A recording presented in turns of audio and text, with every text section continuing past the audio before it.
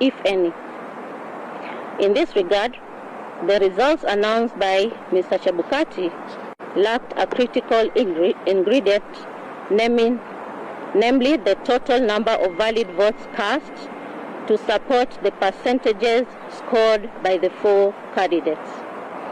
Unless demonstrated otherwise, we all know that the percentage is essentially a fraction of a whole number. Hence, if, for example, the 7.17 million valid votes cast in favor of the winning candidate, as declared and announced by Mr. Chebukati, translates to 50.49%, then it was 50.49 of what? Further, take notice that Mr. Chebukati claimed that Raila Odinga attained 25% of votes in 34 counties, while William Ruto attained 25% in 39 counties.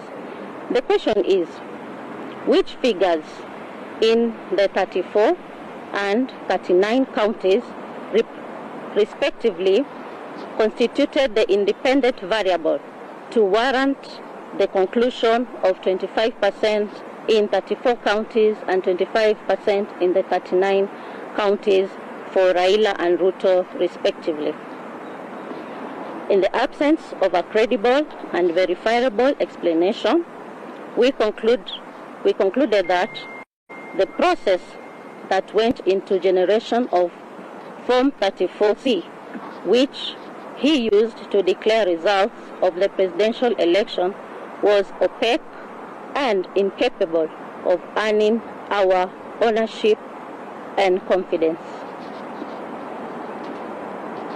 Number 3, guided by the authority of Maina Kiai case, petition number 106 of 2016, as upheld by the Court of Appeal in Civil Appeal number 105 of 2017 and affirmed by the Supreme Court of Kenya, we state categorically that the results of the presidential election held in August 9, 2022, declared and announced by Mr. Wafula Chebukati on August 15, 2022, belonged to himself and do not represent the declaration and announcement by Independent Electoral and Boundaries Commission.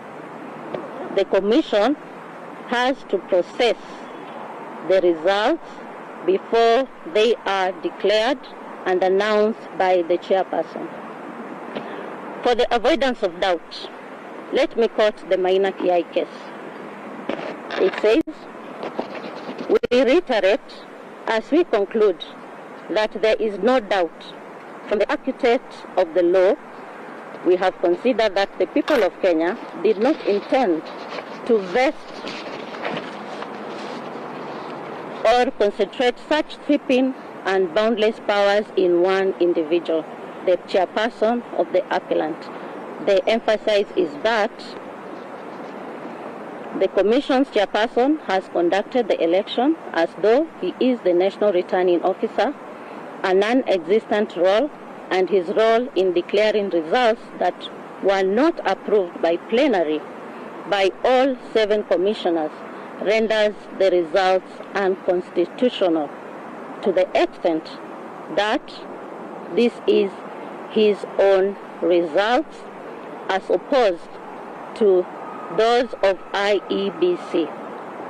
In keeping to Article 138(2) of the Constitution, there is no national presidential election in Kenya, but rather the presidential election is held in each constituency. Point number 4, that in contrary to the Constitution and legislation, by the time the chairman declared and announced the final results from certain constituencies had not been announced. This is our statement. We promised you a comprehensive statement, so here we are, and we are going to give it out to the media.